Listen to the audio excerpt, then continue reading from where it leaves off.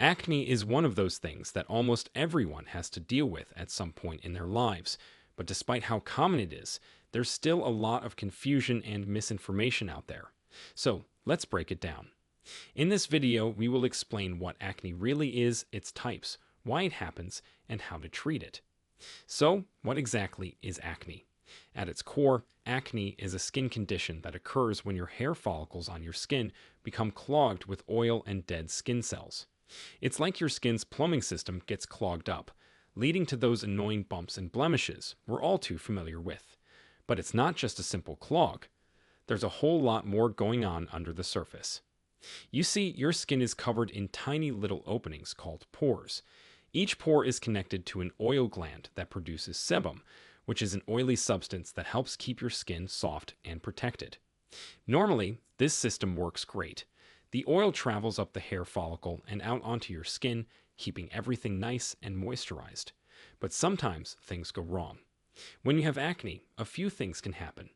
First, your oil glands might go into overdrive, producing way more sebum than your skin needs. This excess oil can mix with dead skin cells, which your skin is constantly shedding, and clog up your pores. To make matters worse, there's a type of bacteria called Propionibacterium acnes, or P. acnes for short, that lives on your skin and loves to feast on all that excess oil. When these bacteria multiply in a clogged pore, it can lead to inflammation, and by then, you've got yourself a pimple. Types of acne. Not all acne is created equal. There are actually several different types of acne. Let's break them down. Number 1. Whiteheads. These are those small, flesh-colored bumps that show up when a pore gets clogged with oil and dead skin cells. The top of the pore closes up, creating a little white bump. Number 2. Blackheads. Similar to whiteheads, but in this case, the top of the pore stays open. The oil and dead skin cells at the surface oxidize or react with the air, turning black. Contrary to popular belief, the black color isn't dirt, it's just oxidized oil. Number 3. Papules. These are small, red, tender bumps that show up when the walls of your pores break down and your body sends in inflammatory cells. They're basically the start of the more inflamed types of acne. Number 4. Pustules. If you've ever had a bump with a white or yellow center full of pus, congratulations, you've met a pustule. These occur when white blood cells rush in to fight the P. acnes bacteria. Number 5. Nodules. These are larger, more painful bumps that form deep under the skin when the pore walls break down and the inflammation spreads. They can last for weeks or even months. Number 6. Cystic acne. Cystic acne is the most severe form, characterized by painful, pus-filled lumps beneath the surface of the skin. This type of acne can leave scars and requires more aggressive treatment. Causes of acne. Number 1. Hormones. This is a big one, especially for teenagers. During puberty, your body starts producing more androgens, which are a type of hormone. These hormones signal your oil glands to make more sebum, which can lead to more clogged pores. This is why acne often flares up during puberty, but it's also why some women experience breakouts around their menstrual cycle or during pregnancy. Number 2. Comedogenic ingredients. Many cosmetic and skincare products contain ingredients that are considered comedogenic, which means they have a tendency to clog pores. These ingredients can create a blockage in the hair follicle, leading to the formation of comedones, which are simply blackheads and whiteheads. Some common comedogenic ingredients include coconut oil, cocoa butter, and certain silicones. Number 3. Occlusive products. Heavy, occlusive products like thick creams or oil-based makeup can create a barrier on the skin that traps oil, dead skin cells, and bacteria underneath. This can lead to clogged pores and acne breakouts. Number 4.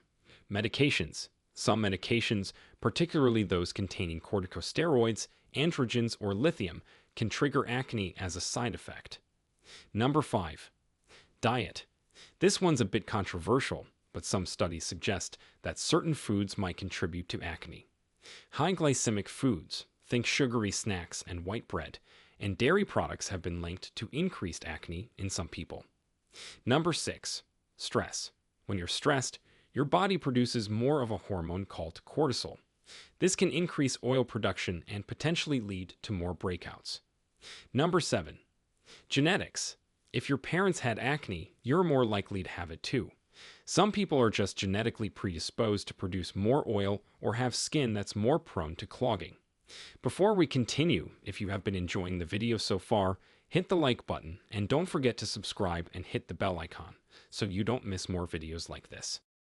Treatments for acne. The good news is there are a lot of effective ways to tackle acne. But here's the thing. What works for your best friend might not work for you, so it often takes some trial and error to find the right treatment. Let's start with over-the-counter treatments. These are the products you can pick up at your local drugstore without a prescription. Number 1. Benzoyl peroxide. This is a very commonly used treatment in the acne-fighting world. It works by killing the P. acnes bacteria and helping to unclog pores. It comes in different strengths, usually from 2.5% to 10%. Start with a lower strength to see how your skin reacts. Number 2. Salicylic acid. This beta-hydroxy acid, or BHA, helps to exfoliate your skin, clearing out dead skin cells that might clog your pores.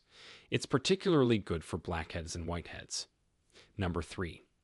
Alpha-hydroxy acids, AHAs. These include glycolic acid and lactic acid. Like salicylic acid, they help to exfoliate the skin and can improve the appearance of acne scars. Number 4. Sulfur. This ingredient helps to remove dead skin cells and excess oil. It's often combined with other ingredients like benzoyl peroxide or salicylic acid. Number 5. Tea tree oil. If you're into natural remedies, tea tree oil has been shown to have some acne-fighting properties. It's not as effective as benzoyl peroxide, but it might be a good option if you have sensitive skin.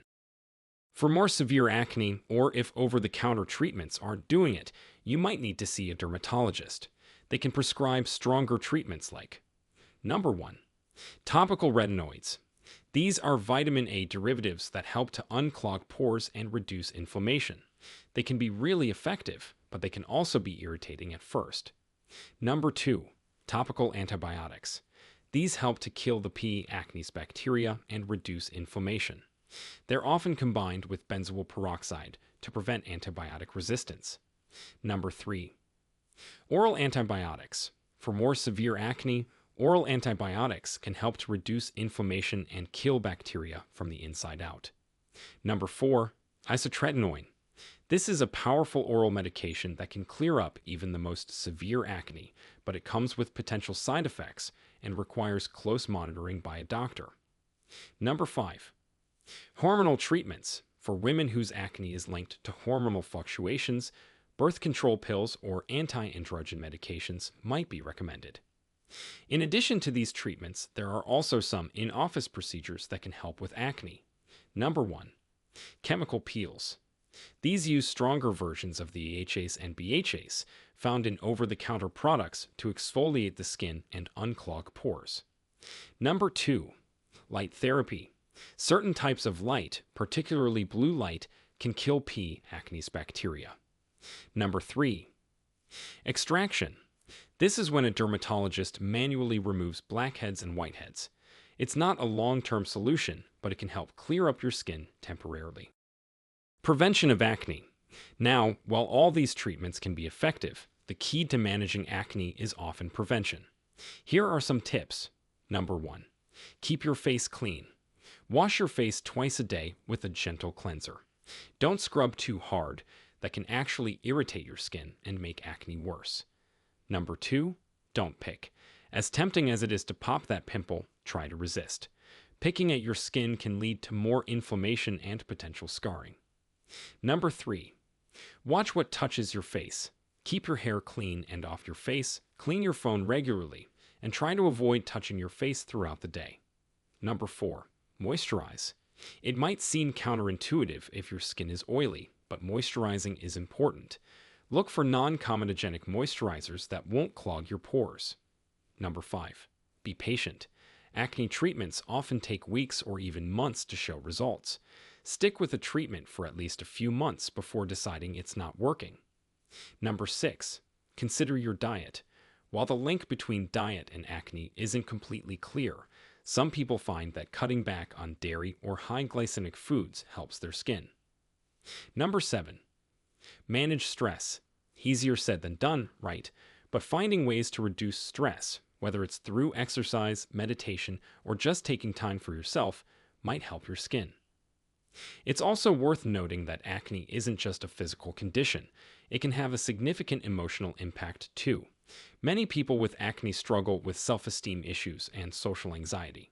If you're feeling down about your skin, don't hesitate to reach out for help. And always remember, having acne doesn't define you. It's a common condition that affects millions of people, and it doesn't reflect on your hygiene or your worth as a person. So be kind to yourself, take care of your skin, and don't let acne hold you back from living your best life. Now, we want to hear from you. Do you frequently have breakouts? What treatments worked for you? Share with us your experiences and opinions in the comments below. We love to hear them. Thanks for watching.